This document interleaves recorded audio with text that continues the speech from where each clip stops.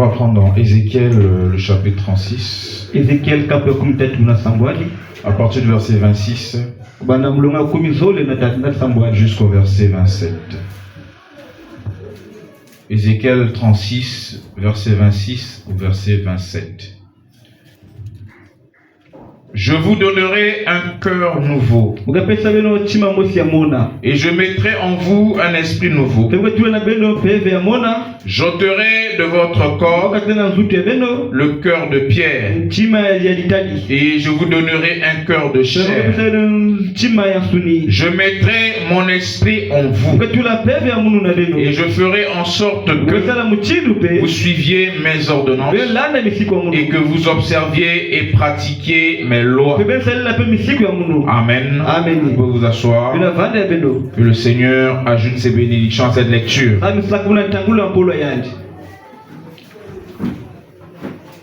Nous sommes en train de continuer de parler sur un cœur et un esprit nouveau. Comme sujet, dans notre thème, chanter un cantique nouveau. Est-ce que vous êtes avec moi? Amen. Quand nous venons à l'église, vous devez considérer le temps que vous avez pris, les moyens que vous avez mis en œuvre pour y arriver. Et alors, vous ne devez pas laisser la distraction, quoi que ce soit, vous embrouiller, afin de pouvoir être attentif.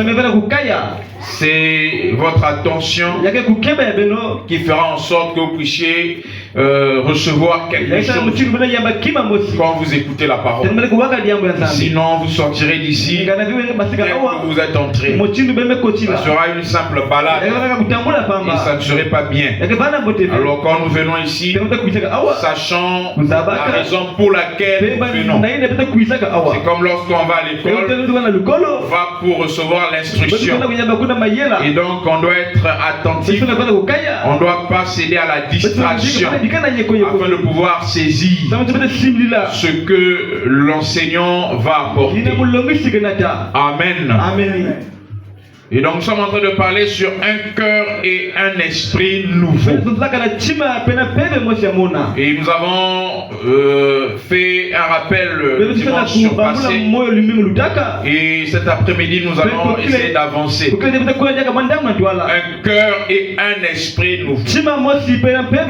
Et en relation avec notre thème sur un cantique nouveau. Nous avons dit qu'on ne peut pas chanter ce cantique nouveau qui est le cantique des rachetés aussi longtemps qu'on ne reçoit pas un cœur nouveau. Parce que le cœur nouveau, c'est un cœur qui a la joie du salut. C'est un cœur qui a en lui la soif de Dieu. C'est un cœur qui connaît et comprend la rédemption. C'est un cœur qui a en lui la profondeur de Dieu. Et le cœur ancien que Dieu dit que j'ôterai ce cœur, on a dit que c'est un cœur de pierre. Et on a dit que la pierre, dans ce contexte, ce n'est pas la révélation, mais c'est l'incrédulité. Pourquoi Jésus, devant la tombe de Lazare, a dit ôtez la pierre. Donc la pierre dans les Saintes Écritures ne symbolise pas seulement la révélation, mais elle symbolise aussi l'incrédulité. Est-ce que vous êtes avec moi? Et donc nous sommes en train de parler de cette transformation de cœur, afin de pouvoir se réjouir de son salut. Parce que aussi longtemps que le cœur n'est pas transformé, tout ce que Dieu a accompli ne sera rien. Dans un cœur qui est triste, dans un cœur qui a des problèmes, dans un cœur qui a les soucis de la vie, vous lui parlerez de Dieu, ça n'apportera rien. Est-ce que vous êtes avec moi? Et c'est effectivement le constat de nos églises. C'est que quand quelqu'un a des soucis de la vie, a des soucis, des problèmes, même si on parle des choses du royaume, même quand on développe les grands mystères, on lui montre comment Christ a accompli son salut, ça ne fera absolument rien. À la fin, les soucis vont toujours revenir. Les problèmes vont toujours remonter dans son esprit. Parce que son cœur n'est pas encore transformé.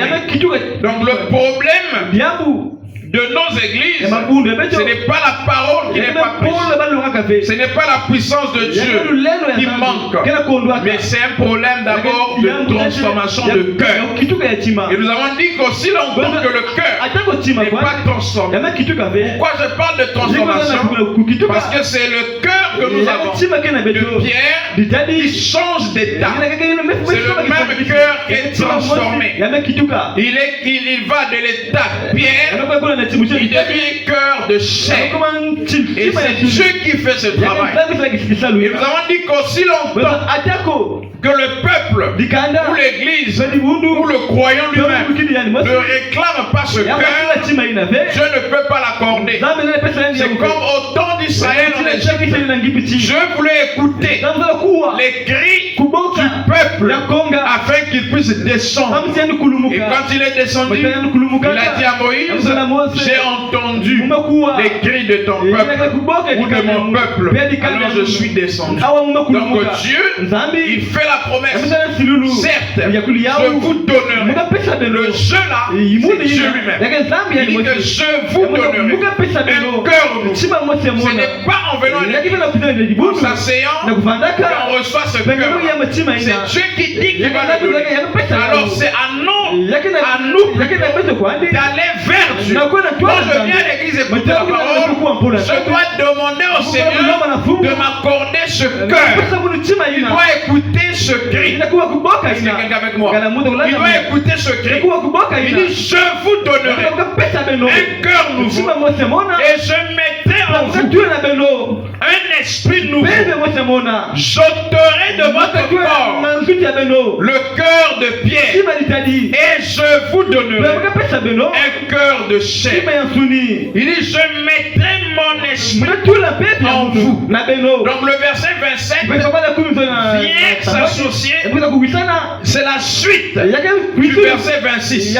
Donc aussi longtemps qu'il n'y a pas un cœur nouveau, aussi longtemps qu'il n'y a pas un esprit nouveau, il n'y aura pas l'esprit de Dieu.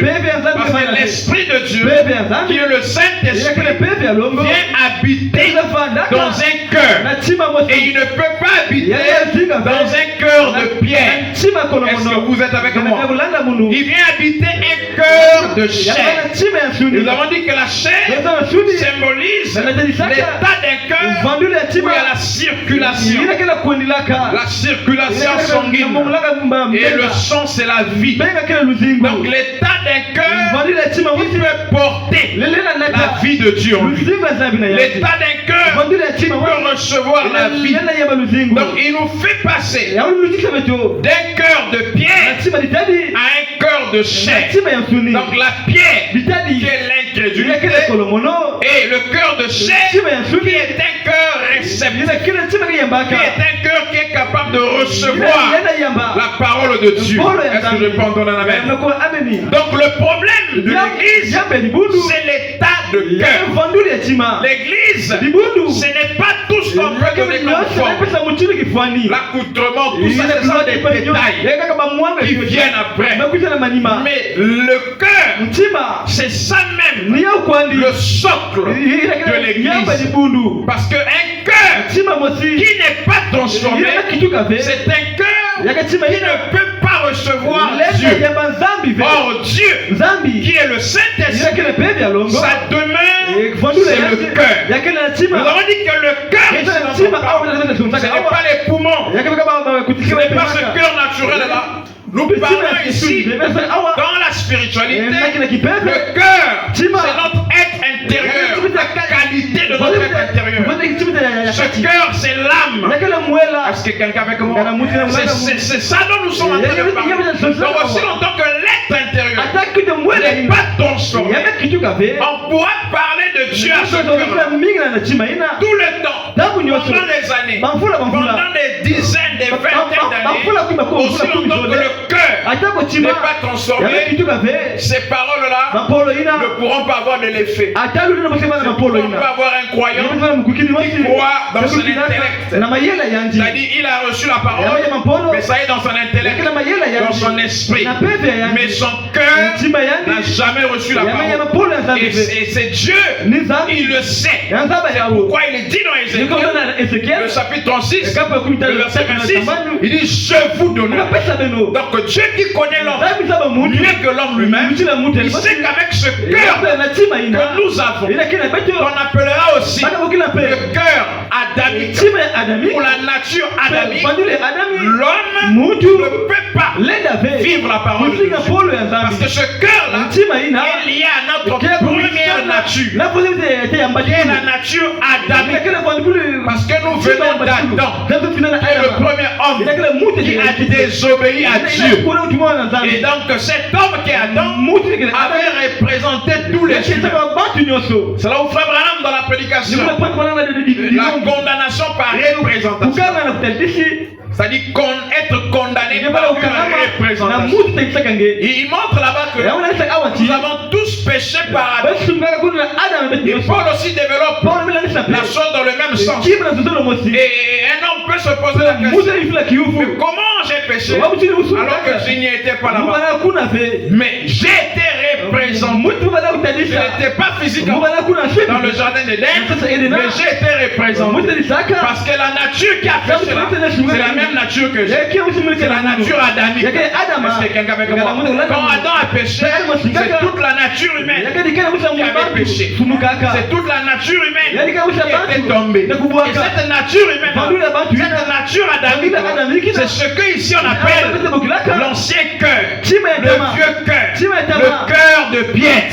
Parce que ce cœur de pierre avait rejeté la parole et ne pouvait pas vivre la parole. C'est pourquoi au verset 27, Dieu montre que il mettra alors son esprit dans ce nouveau cœur afin que l'homme puisse vivre selon ses préceptes. Parce que aussi longtemps qu'un homme n'a pas un nouveau cœur, le Saint-Esprit ne viendra pas en lui. Par conséquent, cet homme-là ne peut pas vivre la parole. Parce qu'aucune personne sur la terre avec cette nature adamique, avec ce cœur adamique, peut vivre la parole. Ne peut vivre la parole que le Saint-Esprit lui-même. Alors pour que le Saint-Esprit vive sa parole, il doit d'abord nous donner un nouveau cœur. Et alors cet après-midi, on va un peu parler de ce nouveau cœur. C'est quoi ce nouveau cœur? On a dit que le cœur, c'est une nature, c'est l'âme. Alors s'il y a un nouveau cœur que nous devons recevoir, ça veut dire que l'état présent, ce cœur de pierre, doit céder à un autre état. Alors quel est cet état? C'est quoi ce cœur? On va lire dans le livre de Philippiens. Philippiens le chapitre 2. Au chapitre 2, le verset 4. Jusqu'au verset 7. Pour avoir une idée. Il dit que chacun de vous, au lieu de considérer ses propres intérêts, considère aussi ceux des autres. Ayez en vous les sentiments qui étaient en Jésus-Christ, lequel, existant en forme de Dieu, n'a point regardé comme une proie arrachée d'être égal avec Dieu. Ici on parle des sentiments qui étaient en Jésus-Christ. Et quand on parle des sentiments, là on parle déjà d'un esprit. Parce que les sentiments ou les affections sont un sens de l'esprit. Bon, souvenez-vous que les sens de l'esprit reçoivent l'influence du cœur. quand le cœur est bon, ce qui remonte dans notre esprit, les pensées, la soif sera aussi bon. Parce que le cœur est la source. C'est pourquoi Jésus dit que l'homme parle selon l'abondance du cœur. Donc même les paroles qui sont... Or les paroles sont les pensées qui s'expriment. Est-ce que quelqu'un avec moi? Or, avant qu'il y ait la pensée, il y a d'abord une profondeur du cœur. Donc ça quitte le cœur. La profondeur du cœur, ça remonte dans notre esprit. Ça devient des sentiments. Ça devient des raisonnements. Ça devient des pensées. Et ça s'exprime sous la forme des actions, des paroles, des actes et des paroles sont les expressions des pensées, des sentiments qui sont dans notre esprit. Et ces sentiments ne sont que le résultat d'une profondeur du cœur. Alors ce cœur nouveau nous donne des sentiments, les mêmes sentiments qui étaient en Christ. Christ est Jésus. Alors ce cœur nouveau qui est la source de tout et qui est le socle même de notre rédemption. C'est de ça que nous voulons parler. Alors lisons quelque chose dans le premier sceau. Prêché le 18 mars 1963, au paragraphe 15. Il y a bien des années, je pensais que Dieu était peut-être fâché contre moi, mais que Christ m'aimait. Est-ce que vous suivez cela? Il y a bien des années, je pensais que Dieu était peut-être fâché contre moi, mais que Christ m'aimait. J'ai fini par découvrir que c'est la même personne. Voyez-vous, c'est là notre partie. Et Christ est le cœur même de Dieu. Est-ce que quelqu'un entend le suivre? Christ est le cœur de Dieu. Est-ce que quelqu'un avec moi? Donc Dieu ne peut pas ôter un mauvais cœur qui est un cœur qui est de la nature adamique et remplacer encore par un cœur qui est un cœur humain. Non. Il doit donner le meilleur. Donc nous devons passer du cœur adamique au cœur de Dieu lui-même. Est-ce que quelqu'un avec moi? Donc le cœur de Pierre, c'est le cœur associé à la nature adamique. Mais le cœur de chair, c'est Christ. Christ est le cœur de Dieu. Donc le nouveau cœur que Dieu nous donne, c'est Christ. Je n'entends pas un amen. Le nouveau cœur que Dieu donne à son église, c'est Christ. Or Christ, c'est la nature divine. Christ, c'est Dieu lui-même dans le mystère de la rédemption. C'est pourquoi il a prêché Christ est le mystère de Dieu révélé. Donc Christ, c'est une nature divine qui s'est manifestée au travers des prophètes sans qu'ils se rendent compte. La vie de Moïse, il a reflété Christ, mais il ne le savait pas.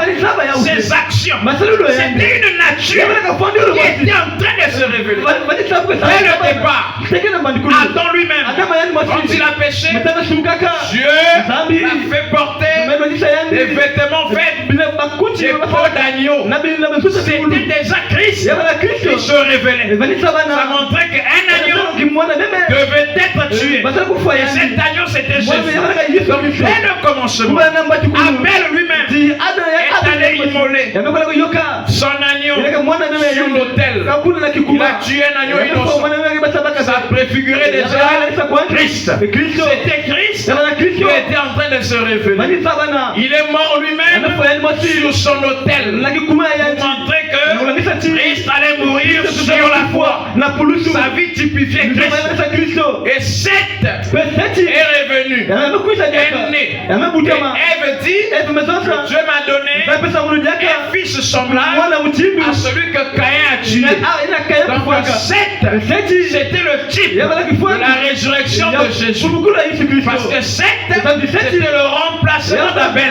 Donc Abel est mort, le type de Jésus qui est ressuscité. Abel, c'était Jésus mourant, et 7, c'est Jésus ressuscité. Donc depuis le départ, c'était Christ qui était en train de se révéler. Le mystère de Dieu. Est-ce que quelqu'un avec moi? C'était Christ qui s'identifie au travers des âges, au travers des prophètes.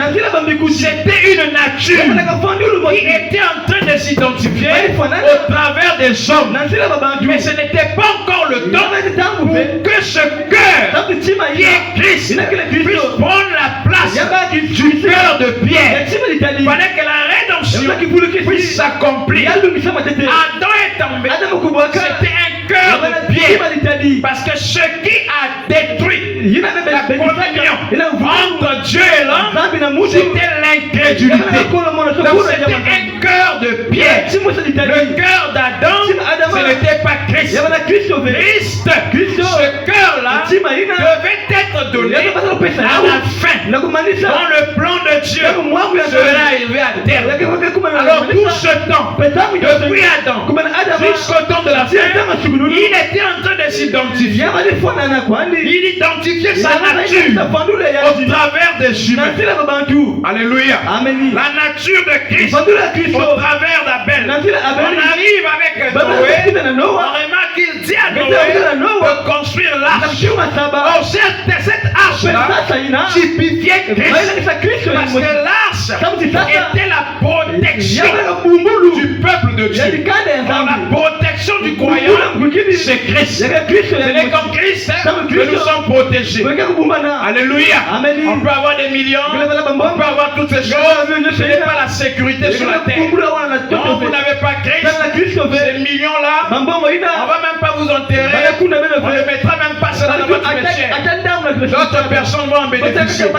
Mais quand on a Christ, il nous accompagne après la mort. Il nous accompagne dans une nouvelle vie. Parce qu'il est celui qui est avec nous après la mort. Tous les amis s'arrêtent. Ils chantent pour vous. On vous enterre. Mais cette âme-là, qui a Christ, qui est devenue un cœur nouveau, c'est une âme qui ne peut pas être perdue. Donc tout ce qui est sur la terre est périssable. Comme nous chantons souvent, le temps est plein de transitions. Rien sur terre n'est humiliable. Espérons et foi en des choses éternelles. Tiens l'humiliable main de Dieu. C'est réel. Donc Christ, c'est le cœur nouveau qui doit être donné au royaume. Et je montre comment ce cœur, qui est une nature divine, était en train de se manifester depuis le départ, depuis le jardin d'Éden. Adam n'avait pas Christ. Il n'avait pas ce nouveau cœur. Ce nouveau cœur-là, c'était l'arbre de vie qui était au milieu du jardin. Quelqu'un avec moi. Adam ne l'avait pas. C'est pourquoi quand il a péché, Dieu a protégé cet arbre-là. C'est une nature divine. Madame dit que l'arbre qui était au milieu du jardin, c'était Christ. Est-ce que quelqu'un avec moi? C'était le cœur de Dieu. Selon la citation qu'on vient de lire, il dit que Christ, c'est le cœur de Dieu. Donc Christ, le cœur de Dieu, était dans le jardin d'Éden. Adam, c'était un cœur de pierre. Mais il y avait un cœur nouveau qui était là. Je me sens bien. Et ce cœur nouveau ne pouvait pas être donné à Adam. Parce que Dieu avait un plan. Il devait d'abord se manifester ses attributs, terminer son plan. Et alors ce cœur nouveau pouvait venir alors. Il pouvait donner cela alors. Alors Jésus, quand il vient sur la terre, il est Christ, manifesté dans la chair humaine. L'arbre de vie qui s'est fait chair. Le cœur de Dieu qui est venu sur la terre. C'est pourquoi on ne peut pas aimer au travers de notre tête ou de notre esprit. On aime par le cœur. C'est pourquoi la Bible dit que Dieu a tant aimé le monde qu'il a son Fils unique. En d'autres termes, Dieu a tant aimé le monde qu'il a donné son propre cœur. Quand on aime, on donne le cœur. Quand on aime, on se donne soi-même. Se donner soi-même, c'est se donner par son cœur. Quand tu mets ton cœur dans quelque chose, c'est que tu te donnes toi-même à fond dans cette chose. Est-ce que quelqu'un avec moi? C'est ça que Dieu a fait. On dit que Dieu a tant aimé le monde. Il a donné son propre Fils. Son Fils qui est Christ. C'est son propre cœur. Et quand quelqu'un donne son cœur, c'est qu'il se donne lui-même. Dieu s'est donné lui-même en donnant son cœur. Tout ce qu'il avait de bon, tout ce qu'il avait de mieux, ce précieux cœur qui est Christ a été donné au monde. Mais il a été donné au monde afin que le monde puisse recevoir le cœur de Dieu. En d'autres termes, que les hommes qui étaient incrédules avec un cœur de pierre puissent recevoir les mêmes sentiments qui étaient en Christ Jésus.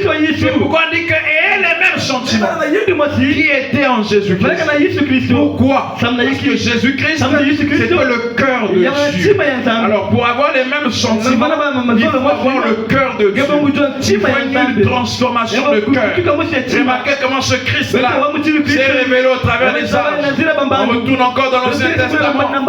Moïse se tient dans la brèche. Alors que Dieu voulait détruire son propre peuple, Moïse vient s'éteindre dans la brèche. Il dit que si tu détruis ce peuple, que diront les Amalécites? Que diront les Philistins? Que diront les Cananéens? Moïse s'est tenu dans la brèche, tout comme Dieu voulait détruire l'humanité, mais son propre cœur, son propre Fils s'est tenu dans la brèche. Moïse était en train de typifier Christ sans le savoir. La vie des prophètes reflétait la nature divine. C'était des hommes qui parlaient et qui agissaient sous inspiration. C'était cette nature-là qui était en train de se révéler. Et tout au long des âges, c'était Christ qui était en train de s'identifier. La nature divine qui était en train de s'identifier. Alléluia. Et quand ce cœur qui est Christ vient en nous, c'est en ce moment que le Saint-Esprit peut habiter en nous. Alléluia. Parce que depuis Adam jusqu'à Jésus, le seul homme qui a voilé Dieu, c'était Jésus.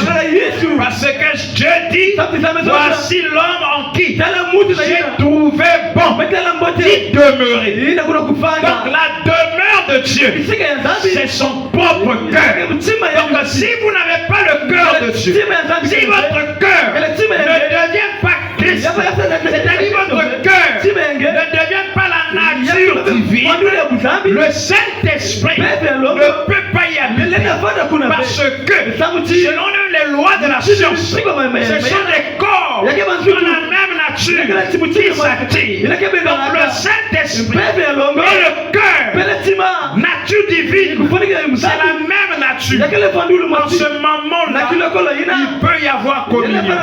C'est pourquoi le Saint-Esprit, qui est Dieu, est venu habiter en Jésus. Parce que lui, c'est que le cœur de Dieu. Dieu n'habite que dans son cœur. Est-ce que nous comprenons cela? Aussi longtemps que mon cœur, le cœur de l'Église, ne devient pas Christ, le Saint-Esprit, qui est la divinité, ne peut pas y demeurer. C'est pourquoi la nouvelle naissance, Dieu dit au départ que c'est d'abord la transformation de cœur. Il faut recevoir un cœur nouveau. Il faut recevoir la nature divine. Quand ce cœur de pierre, qui est la nature humaine, est transformé par l'œuvre surnaturelle et devient un cœur de chair qui reflète la nature divine, d'accepter la parole, parce qu'aucun homme avec son vieux cœur ne peut accepter la parole. Un cœur de pierre ne peut pas la parole. Je ne dis pas quand vous dites Amen, vous acceptez la parole. Non, c'est un mot que tout le monde peut utiliser. Mais accepter la parole, c'est laisser la parole entrer en vous et devenir vie. Or, un cœur de pierre ne peut pas recevoir la vie, ne peut pas sortir d'un cœur de pierre. C'est pourquoi il dit je vous donne. Je sais que le cœur de pierre ne peut pas recevoir sa divinité. Or, selon son plan, il veut avoir demain le cœur. Alors, il est censé lui-même donner un cœur nouveau. Et ce cœur nouveau-là, c'est Christ. En d'autres termes, ce que Dieu nous donne, il se donne lui-même. De telle sorte que ce que nous recevons, c'est Dieu lui-même. Et Dieu attire Dieu. Comme il est écrit, chaque semence se reproduit selon son espèce. L'espèce de Dieu, la nature divine, lorsqu'elle vient dans notre être, lorsque nous devenons ce cœur, Christ, en ce moment, la voix peut se faire entendre aussi. Comme au temps de Jésus, voici mon fils bien-aimé, en qui j'ai trouvé bon d'y demeurer. En d'autres termes, en qui j'ai placé toute mon affection. Le même Dieu peut le faire encore. Chacun. Remarquez que Christ, quand il vient en Jésus, c'est Dieu qui donne son cœur au monde. Et comment moi, je dois recevoir ce cœur? Comment une soeur, un frère doit recevoir ce cœur? Ce n'est pas en lisant la Bible que Dieu a tant aimé le monde qu'il a donné son fils. Lire c'est bien, mais souvenez-vous que nous recevons ce cœur par la foi. Or la foi, c'est entendre, reconnaître et agir. Quand j'entends que le cœur de Dieu, ce nouveau cœur là, c'est la nature divine, c'est Christ. Cette nature divine qui a été identifiée en Moïse. Jésus est l'incarnation de cette nature divine. Mais avant Jésus, cette nature divine se manifestait déjà. Est-ce que quelqu'un avec moi?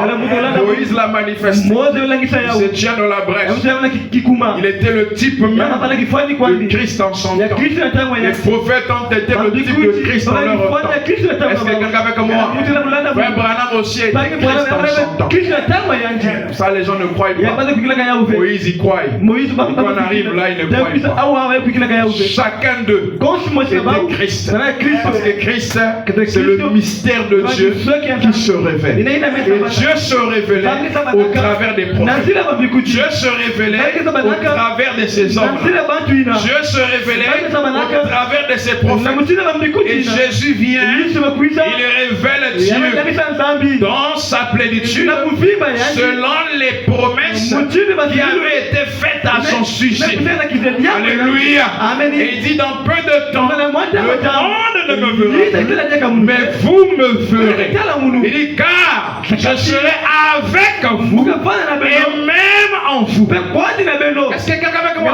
Il sera avec vous et même en nous. Est-ce que quelqu'un dans le bouche là? Lorsque ce cœur nouveau qui est Christ, mon frère, a un cœur transformé. Il n'a plus le cœur de chair, il n'a plus le cœur de pierre, il a maintenant un cœur nouveau. La nature divine en lui, c'est Christ avec nous.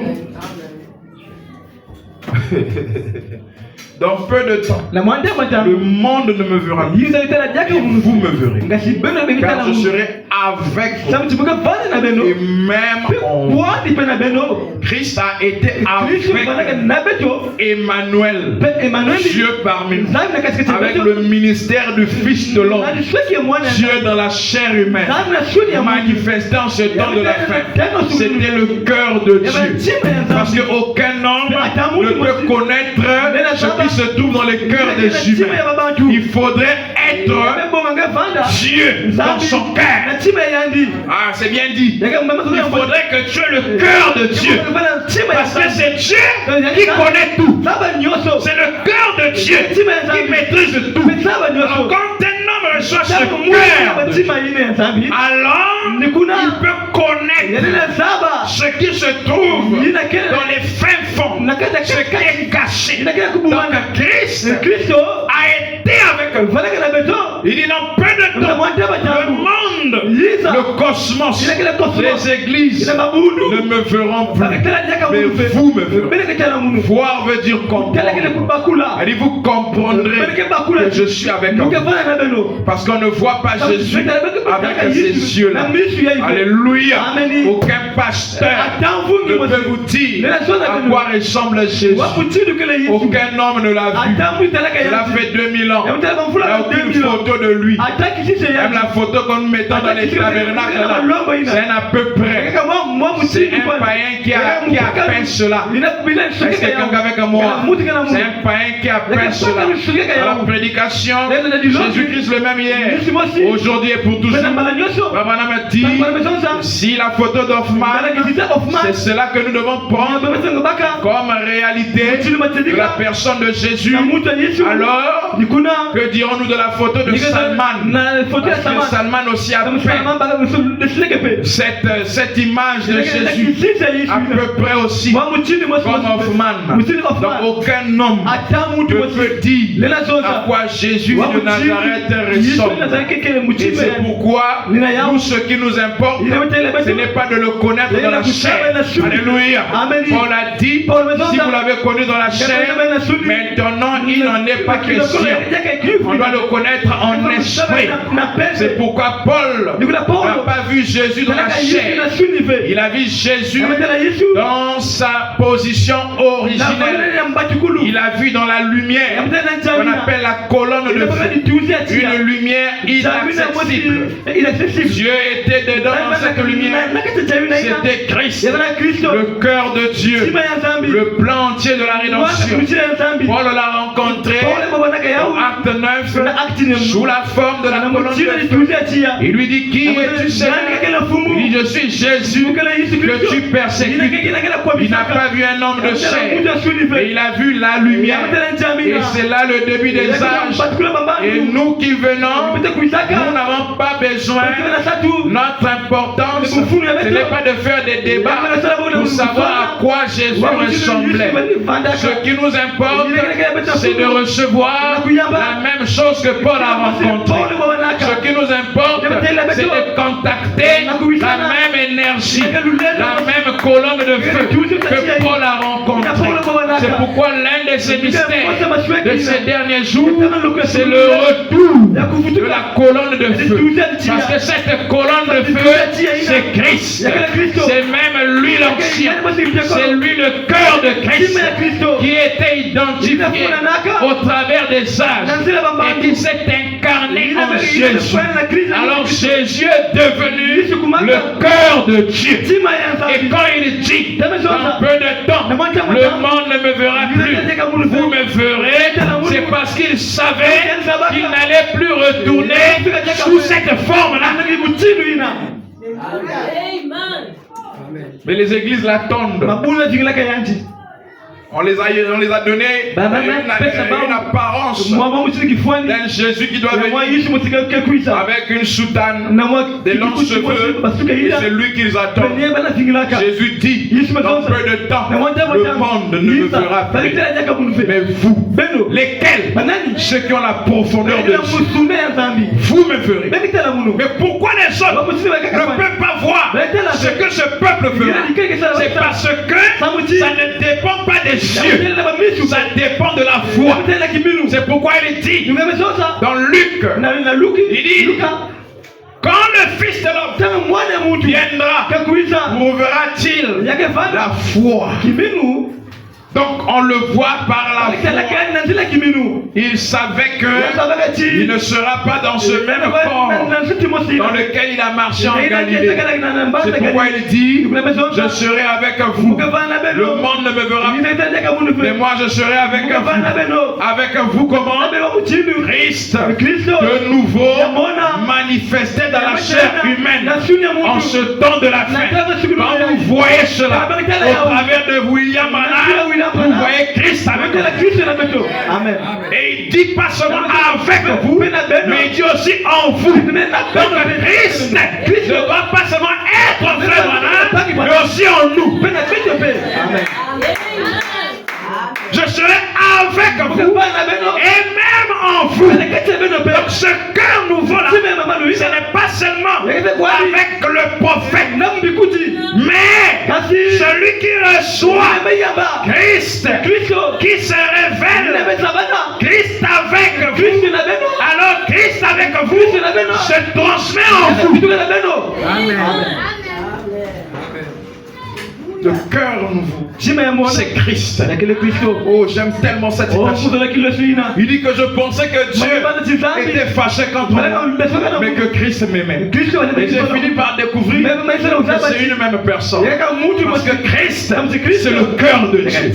Alléluia. Donc Dieu a donné son cœur afin que quiconque aille à l'église ne périsse point, mais qu'il ait la vie éternelle. Dieu a tant aimé le monde afin que quiconque ne fume pas, ne boive pas, ait la vie éternelle. Dieu a tant aimé le monde afin que quiconque croit. Amen. Il y a des gens qui ne fument pas. C'est pas parce qu'ils ont Dieu, c'est parce qu'on les a éduqués comme ça. Est-ce que quelqu'un avec moi? Comme j'écoutais un prédicateur, je l'ai donné raison. Il dit que les gens qui ne pêchent pas, c'est pas parce qu'ils ont Dieu, c'est parce qu'ils n'ont pas d'occasion. Amen. Ils vivent dans des circonstances qui ne permettent pas qu'ils puissent fumer, qu'ils puissent faire ceci. Alors il est dans des conditions qui font en sorte qu'il vive une telle vie. Mais s'il a Dieu, changez-lui d'endroit. Mettez-lui là où il y a le péché. C'est là où vous saurez s'il a Dieu. Amen. Est-ce qu'il y a quelqu'un avec moi? Amen. C'est comme on dit, le pauvre ne peut pas dire vanité de vanité. Non, c'est un risque qui doit le dire. Toi tu n'as rien eu d'autre. Tu vois quelqu'un qui a de l'argent, vanité de vanité. Mais tu n'as jamais goûté ça. Celui qui l'a dit, c'est Salomon. Salomon dit que j'ai goûté dans ma vie à tout. Alors à la fin de sa vie, après avoir tout goûté, il dit vanité de vanité. Tout n'est que vanité. Toi tu n'as pas goûté à la vie. Tu es là encore, tu cherches encore à avoir. Mais tu dis vanité de vanité. Mais comment tu vas te bénir? Vraiment. Tu vois quelqu'un rouler en carrosse, ça c'est rien. Vanité de vanité, ce n'est que vanité. Mais tu n'as jamais eu ça. Attends d'avoir de la foi. Quand tu comprendras que c'est vrai, c'est ça. Mais Dieu au-dessus de ça. Alléluia. Amen. Donc Christ, ce cœur de Dieu, lorsque notre cœur devient Christ, c'est même Salomon. Lorsque notre cœur devient Christ, parce que Dieu est devenu Christ en Jésus, afin que nous devenons Christ. Amen. Pourquoi Dieu, Christ, qui est le Logos, la colonne de feu, est devenu homme? C'est pour que l'homme puisse aussi redevenir Dieu. Alléluia. Amen. Dieu est devenu homme pour que l'homme puisse avoir de nouveau accès à la divinité. Dieu n'a pas donné son cœur pour que nous puissions simplement lire cela. Que Dieu a aimé le monde, il a donné son Fils unique afin que quiconque croit et qu'il ait la vie éternelle. Quiconque là, quand je lis quiconque croit, je ne dois pas voir mon prochain, je dois me voir moi-même. Et quand j'écoute la parole, Je ne dois pas penser que ça concerne le prochain. Le prochain, lui, à sa propre foi. Il doit croire pour lui-même. Moi, quand ça sort, je crois qu'il s'agit de moi. C'est pourquoi si on dit ici qu'il y a une seule personne qui est sauvée, il ne faut pas dire ah donc c'est le pasteur. Non, tu dois avoir la foi qu'il s'agit de toi. Parce que le pastorat n'est qu'une fonction. Paul dit que je cours, moi aussi, afin que je n'ai pas à pouvoir rester pendant que ceux à qui j'ai apporté la parole seront entrés. Donc lui aussi courait vers le but de sa vocation céleste. Donc Christ, c'est le cœur de Dieu. C'était le point culminant de cet après-midi. Savoir que ce cœur nouveau là, c'est Christ. Et c'est quoi Christ? C'est la nature divine.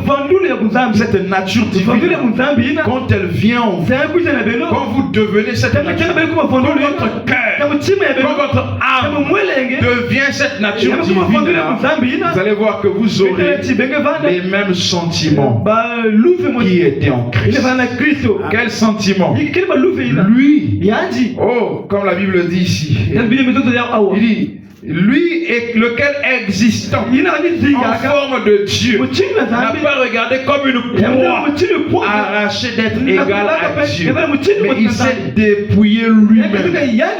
C'est-à-dire que ce sentiment-là, la nature divine, déjà Dieu lui-même, en tant que créateur, cette nature divine, quand elle se manifeste, ça nous donne une image de ce que nous devons être si réellement nous avons cette nature divine. C'est que Dieu sait se rabaisser. Dieu sait s'humilier. Un Dieu puissant qui se rabaisse au niveau des hommes. Un Dieu puissant qui peut se cacher et se révéler dans une simplicité. Il fait naître son fils pour que ça soit dans une grande maison, un grand palais, comme les Israélites étaient en train de l'attendre. Ils croyaient peut-être que le fils de l'homme Christ allait descendre dans le temple de Jérusalem et que le grand sacrificateur devrait le recevoir. Mais ce n'était pas le cas. Dieu se cache et se révèle dans la simplicité. Le premier élément qui prouve que vous avez en vous un cœur nouveau, la nature divine, c'est savoir s'humilier. Amen. Quand vous voyez quelqu'un qui est orgueilleux, sachez que pour commencer, il n'a pas Dieu. N'allez même pas chercher à savoir, je dois d'abord prier, avoir une vision de ce moment. Non, l'orgueil n'est pas une vertu de la nature divine. Amen. Parce que l'orgueil est très dangereux. L'orgueil, c'est même l'élément qui caractérise Satan. Parce que Lucifer, la Bible dit qu'il s'était orgueilli. Mais comment on connaîtra qu'il y a de l'orgueil? C'est quand il y a l'abondance. Amen. Comment l'orgueil s'est manifesté en Lucifer? C'est quand Dieu l'avait habillé des pierres précieuses. Et la Bible dit que c'est lui qui avait mis le sceau de la perfection. Après Dieu, c'était lui. L'élément qui caractérise un cœur de pierre qui n'a pas Dieu, c'est l'orgueil et l'insatisfaction. Il y a beaucoup d'éléments, mais faites attention à ça. L'orgueil et l'insatisfaction. Elle dit Dieu l'a béni, mais il voulait avoir la place de Dieu. Est-ce que quelqu'un avec moi? Dieu l'a béni, mais il veut avoir la place de Dieu. Vous savez que même dans la société, dans les quartiers, dans les familles, dans les églises, Il y a ce genre d'esprit-là. On dit que les anges déchus se sont retrouvés dans les églises. Il dit on retrouve ces esprits dans les chorales. Parce que ce sont des esprits déjà au départ qui adoraient Dieu. Ils aiment adorer, chanter. Alors ils se retrouvent dans les églises. Des choristes, des histoires, des pasteurs sont nombreux. Mais il y a des caractéristiques pour reconnaître ça. La Bible dit qu'on reconnaît un arbre par ses fruits. Est-ce que quelqu'un est avec moi? Pour ça, ne vous trompez pas. Vous voyez un homme orgueilleux. Sachez qu'il n'y a pas encore la nature divine. Est-ce que quelqu'un est avec moi? Il n'y a que deux cas.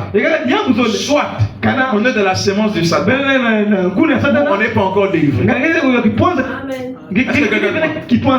Donc on n'est pas dit que un homme orgueilleux c'est un fils de Satan. Il y a deux choses. Soit il est carrément de la lignée de Caïn, ou il est de la lignée du juste, mais il a encore un cœur de pierre. Il n'a pas encore subi une transformation de cœur. Il n'a jamais reçu le nouveau cœur. Alors il vit et il manifeste les caractéristiques de l'incrédulité. Mais un homme pareil, quand il reçoit Christ, quand son cœur se transforme, son cœur devient un nouveau cœur. Son cœur devient Christ. La nature divine, vous allez voir que les épaules se cassent. Est-ce que quelqu'un est avec moi? Les épaules se cassent. C'est pourquoi j'ai dit que ce n'est pas le fait d'aller à l'église. Le cœur nouveau, ce n'est pas le fait d'aller à l'église. On le demande à Dieu. Parce qu'il y a aussi des orgueils dans notre tabernacle. Des sœurs et des frères orgueilleux. Amen. C'est-à-dire l'orgueil est là. C'est un problème. Les satisfactions. Ce sont des caractéristiques qui prouvent que le cœur n'a jamais été changé. Nous sommes là en train de développer le sujet. Parce que le cœur nouveau, qui est Christ, quand vous l'avez, vous aurez aussi les mêmes sentiments. Philippiens chapitre 2, verset 4. Que chacun de vous, au lieu de considérer ses propres intérêts, alléluia, considère aussi ceux des autres. Ayez en vous les sentiments qui étaient en Jésus-Christ. Il avait des sentiments. Pourquoi? Ces sentiments étaient tels. C'est parce que il était le cœur de Dieu. Et Dieu a des sentiments différents des sentiments des hommes. Les hommes peuvent penser d'une façon. Et la Bible dit que vos pensées ne sont pas mes pensées. Vos voix ne sont pas mes voix. Est-ce que quelqu'un avec moi? Ça veut dire que quand nous recevons ce nouveau cœur, nos pensées deviennent les pensées de Dieu. Nos voix deviennent les voix de Dieu. Donc, en d'autres termes, avec le vieux cœur, notre vie s'oppose à la volonté de Dieu. Parce que nous avons des choix qui s'opposent au choix de Dieu. Alors, étant dans ce corps, bien que recevons le nouveau cœur, vous allez voir qu'il y a toujours une interférence à un certain moment. Mais le cœur nouveau prend toujours le dessus. Vous allez remarquer que même avec Jésus, dans le jardin de Gethsemane, Père, si possible, éloigne de moi ce corps. Il y a eu un réconfort.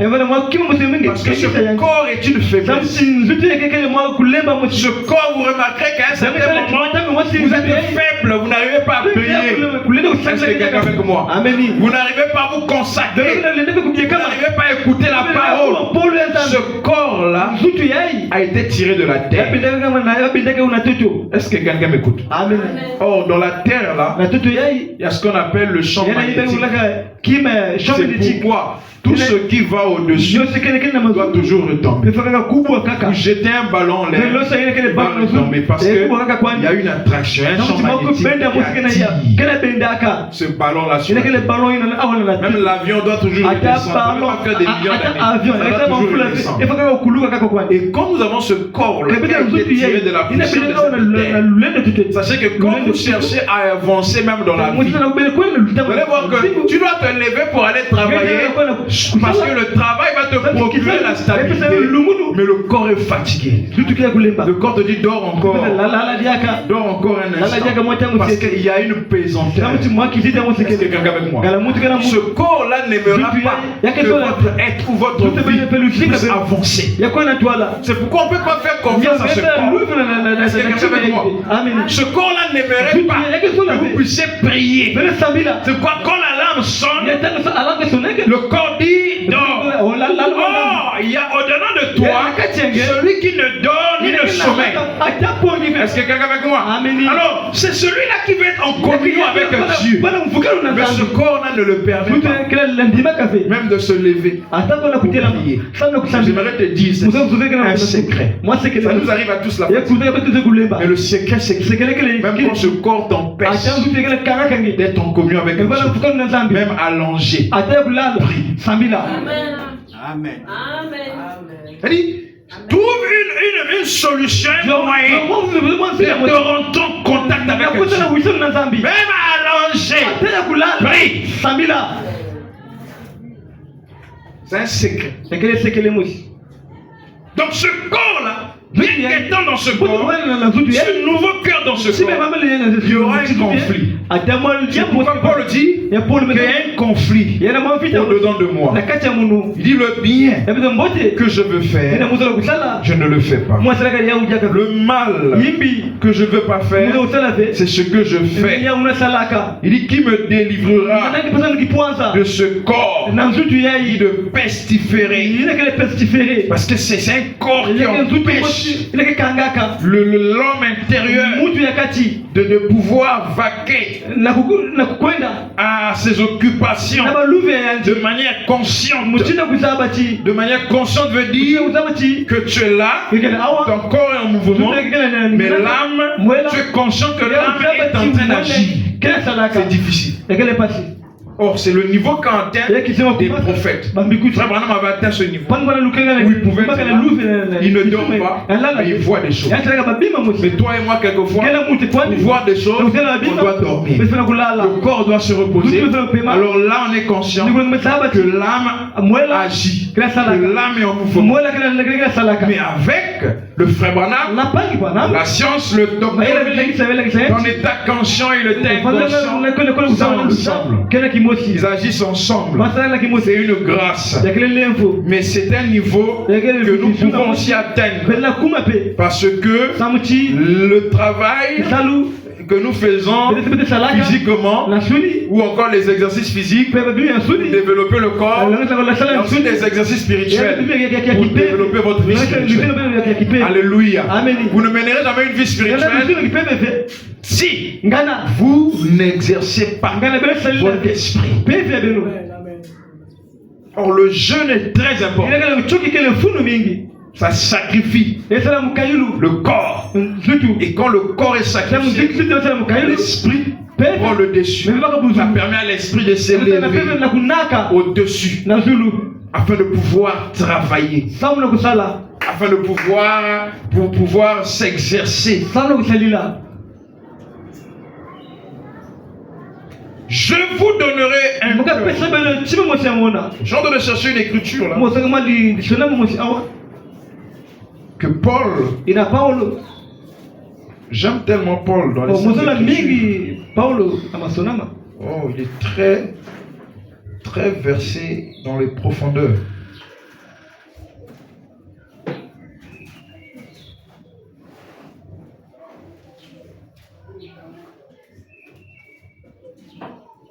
C'est ce que je venais tout à l'heure de citer là.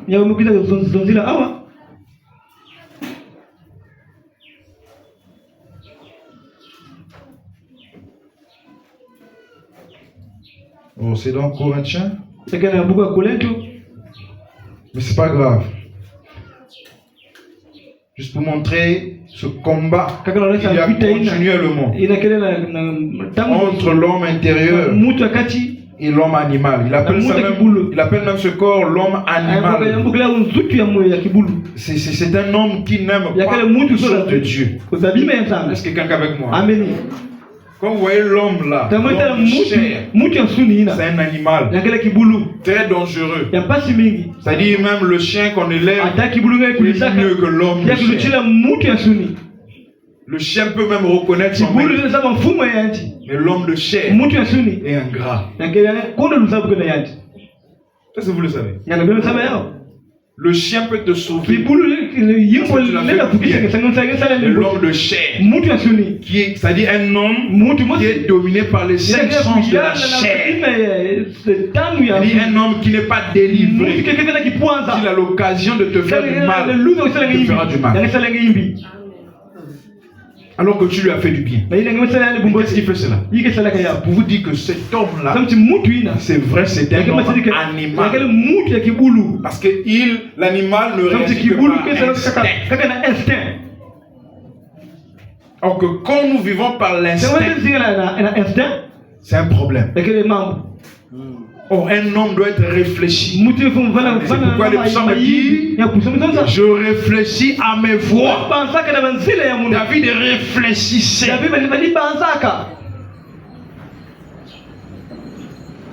Je vous donnerai un cœur nouveau. Lisons ceci pour tendre vers la fin. Donc pourquoi les gens sont-ils ballottés? Ou le voile intérieur? Paragraphe 90. Le cœur est la demeure de Dieu. Est-ce que nous le croyons? Mais quel cœur? Le cœur nouveau. N'oubliez pas ça. Et dans l'Ancien Testament, Dieu demeurait dans sa gloire au-dessus de l'arche. Et le cœur est l'arche. Oh là là. Donc le cœur nouveau là, c'est l'arche. L'arche dans laquelle Dieu avait demandé à Moïse de mettre la loi, la table de la loi. C'était un endroit sacré. C'est pourquoi même quand il s'est déplacé, il ne devait pas oublier l'arche. Est-ce que quelqu'un avec moi? Il devait transporter l'arche partout où il allait. Parce que l'arche de l'alliance était en train de témoigner leur alliance avec Dieu. Ça s'appelle aussi l'arche du témoignage. Donc le cœur, c'est l'arche dans laquelle il y a une alliance entre vous et Dieu. Est-ce que quelqu'un avec moi?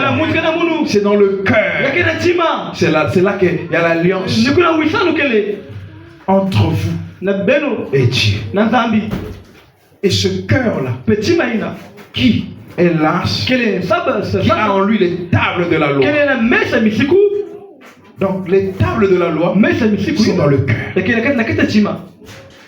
C'est pourquoi même quelqu'un qui n'a pas longtemps écouté la parole, si il est de Dieu, dans son cœur il y aura une profondeur de connaître le mal et le bien.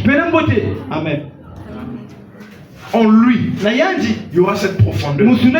Il fait le mal et il y a une condamnation qui remonte dans son cœur.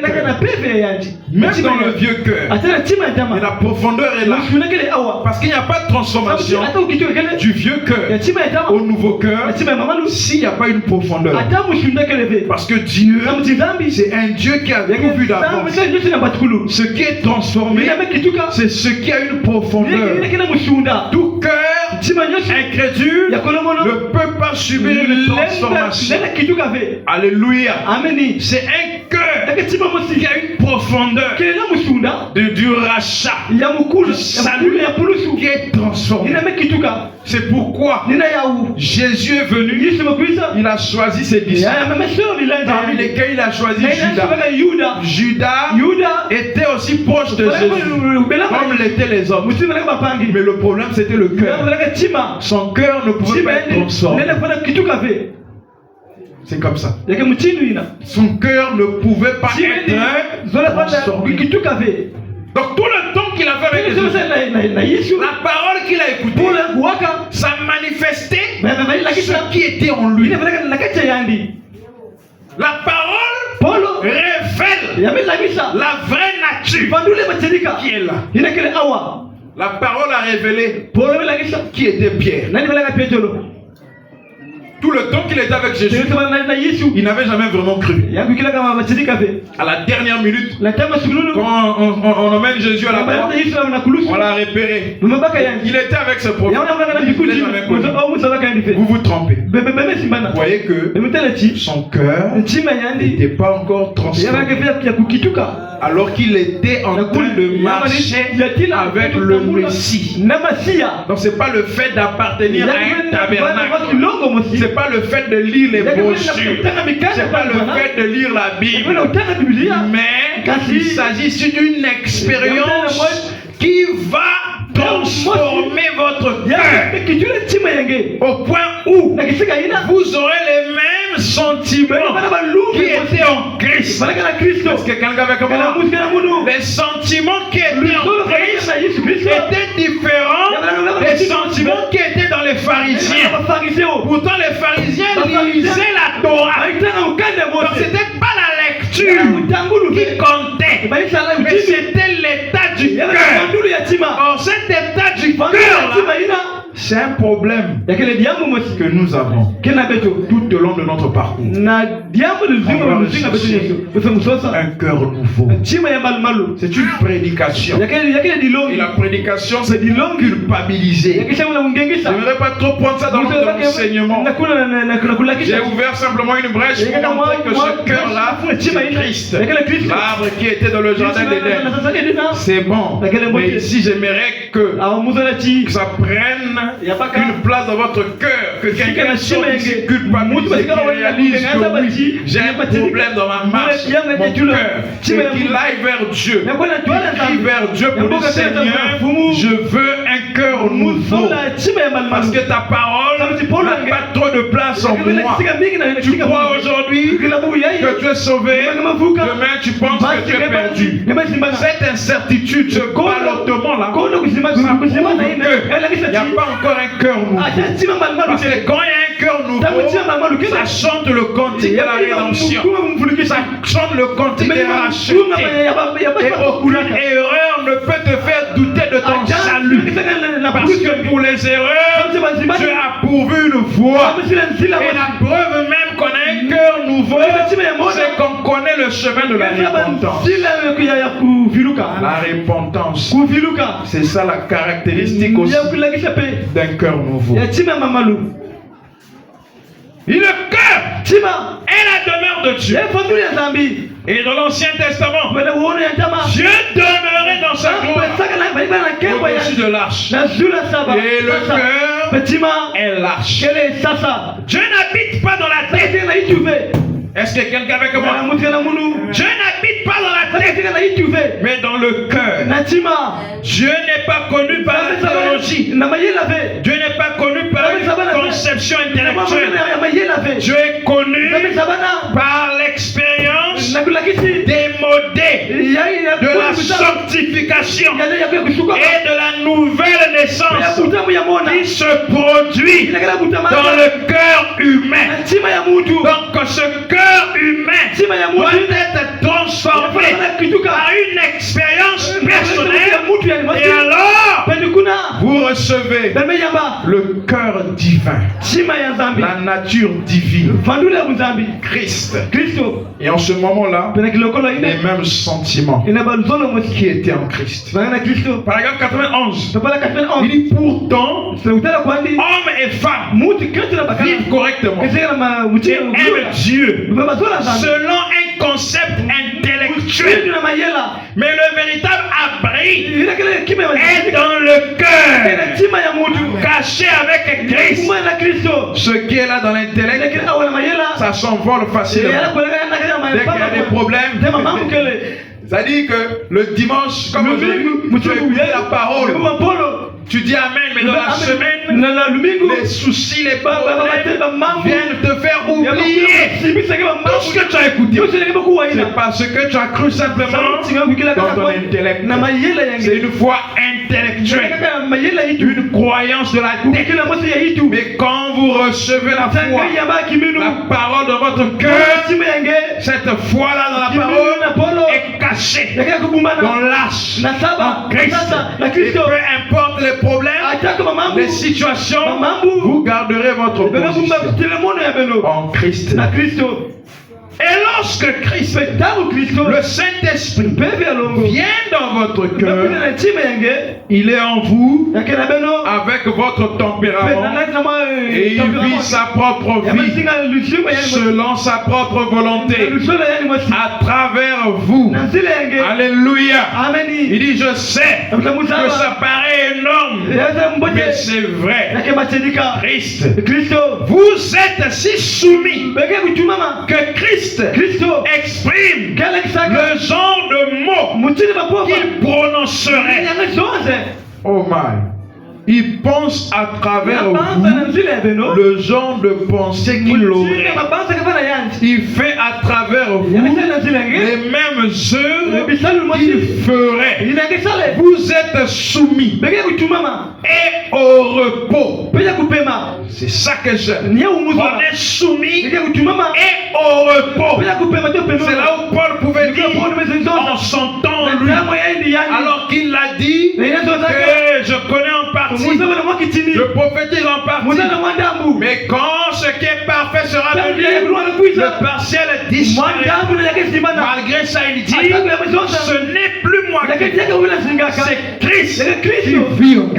Et aujourd'hui, nous croyons avoir reçu le parfait. Il dit que cette foi de Paul, cette phrase-là, peut avoir plus de sens pour nous aujourd'hui. Il dit, quelle image magnifique d'un chrétien consacré. Oh, est-ce que nous avons encore des chrétiens consacrés à la parole, pas consacrés à la médisance, consacrés aux critiques sur les réseaux sociaux. C'est ça que nous avons comme chrétiens. Quand il va sur les réseaux sociaux, lui, son problème c'est de trouver simplement des publications, là où alors il va chercher à commencer un débat, là où il va chercher des polémiques. C'est ça des chrétiens consacrés aux réseaux sociaux que nous avons. Des sœurs consacrées à TikTok. Tu vois des sœurs de messages qui sont là à c'est-à-dire à se faire voir sur les réseaux sociaux. TikTok, en train de danser, de montrer leur forme, leurs vêtements. C'est ça les genres de chrétiens que nous avons maintenant aujourd'hui. Consacrés au monde. Est-ce que vous êtes avec moi? Consacrés à ce qui est de la mondanité. Mais ici, nous voulons une image magnifique d'un chrétien consacré, soumis. Christ agissant à travers lui. Les sentiments qui étaient en Jésus-Christ, c'est que avec son nouveau cœur, quand il voyait quelqu'un dans le péché, il voudrait l'aider, pas l'exposer sur Internet. Est-ce que quelqu'un avec moi, pas l'exposer sur les réseaux sociaux, pour dire que le frère tel, la sœur tel est tombé. Les sentiments qui étaient en Christ, c'est pas ça. Alors si nous avons le cœur qui est Christ, ce nouveau cœur, on va avoir les mêmes sentiments. C'est que lorsque nous avons un frère, une soeur qui est en difficulté, notre sentiment c'est de prier pour elle, c'est de prier pour lui. J'ai dit une fois ici un jeudi de prière, je peux aussi me fatiguer de parler de quelqu'un, c'est-à-dire de lui faire des reproches. Je suis fatigué, j'ai trop parlé, j'ai trop dit ce qui devait être fait, mais ça ne se fait pas. Je peux me fatiguer, je ne parle plus, j'observe, mais je n'arrêterai jamais de prier pour cette personne.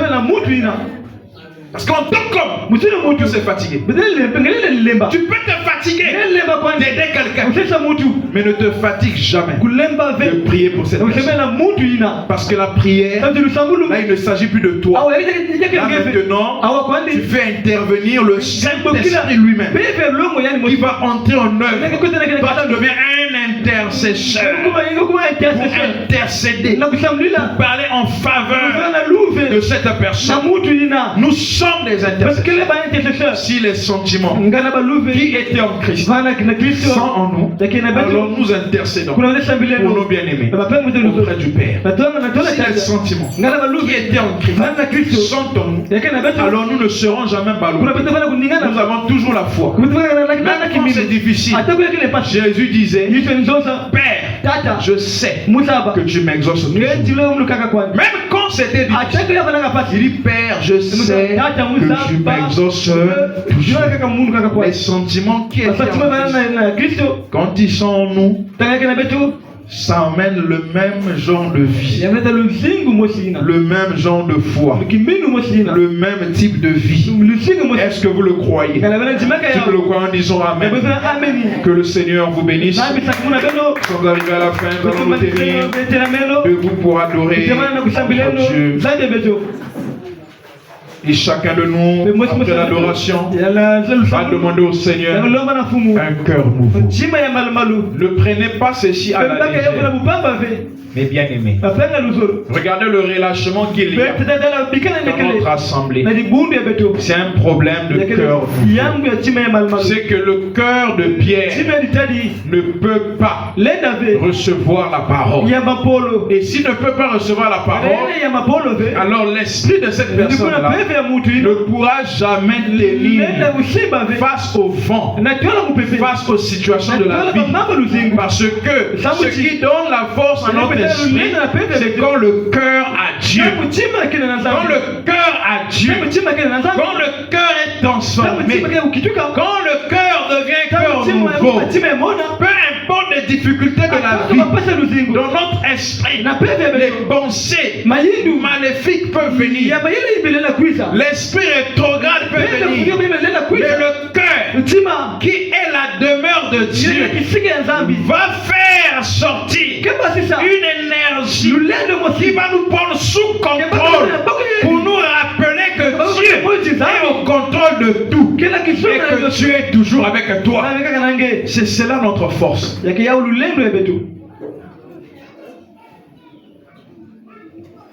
Nous avons besoin de ce cœur nouveau. Alors que nous allons chanter ce cantique. Crée en moi un cœur pur, ô Seigneur,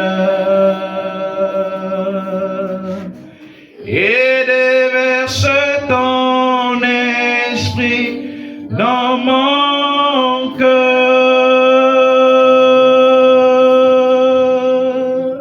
Ne m'éloigne pas de ta présence, Seigneur. Ne me retire pas ton Saint-Esprit.